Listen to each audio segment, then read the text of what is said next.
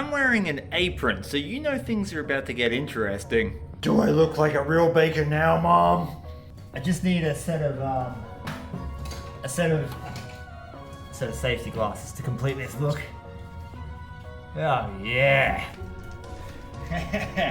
Tie-dye tank top, apron, and safety glasses. For literally years, I've been going down to Reedy Creek and mining gold out of its banks. I have pulled literally dozens of ounces out of the river, but I've pulled more than just gold. For the better part of a decade, I've been pulling things out of the creek just like this: agates and crystals. This is an example of an agate that I've got about halfway through tumbling. So you can see that the polish is starting to take hold, but we're not quite there yet. I think it's going to turn out to be a pretty spectacular piece once I get through with it. They look a little better if you put some water on them. Now I don't care what anyone says, those bands get me excited every single time I see them.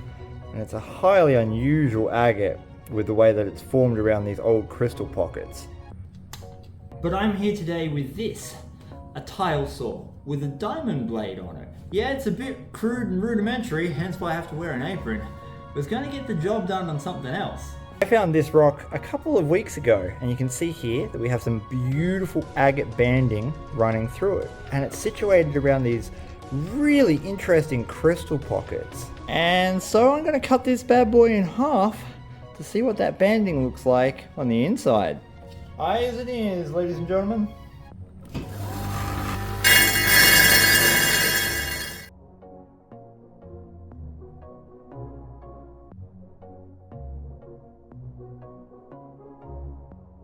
I'm yet to have a peek inside. I've taken it literally off the machine and we're both looking at the same thing right now.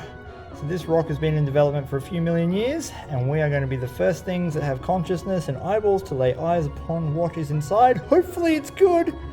You ready? Oh, whoa. Wow, those crystal pockets go right through the center. I just wiped them off with a little bit of water. Those bands are unbelievable. I can't believe that that rock is just held together with what is essentially a gooey crystal pocket. Not quite done yet. I've got an 800 diamond pad and a 100 diamond pad. I'm just going to literally quickly buff the diamond saw teeth marks out of it.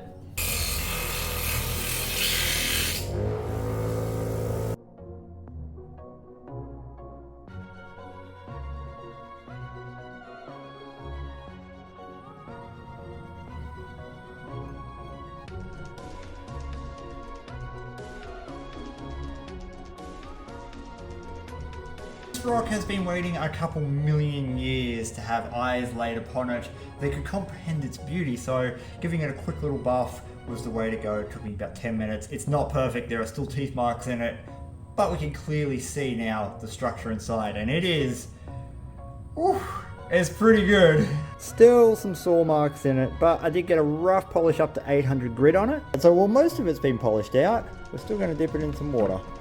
And this is why, now that we've got a lot of those deep cracks and cuts out of it, we can see some really interesting stuff going on here.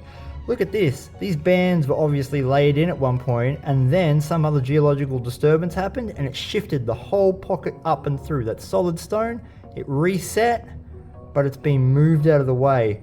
It's on both halves. That is unbelievable to be able to see a cross-section of geology like that. And we've got some real interesting banding at the top. We can see that these fractures went all the way up to the top and went clean through those top bands. Some beautiful swirling patterns happening here.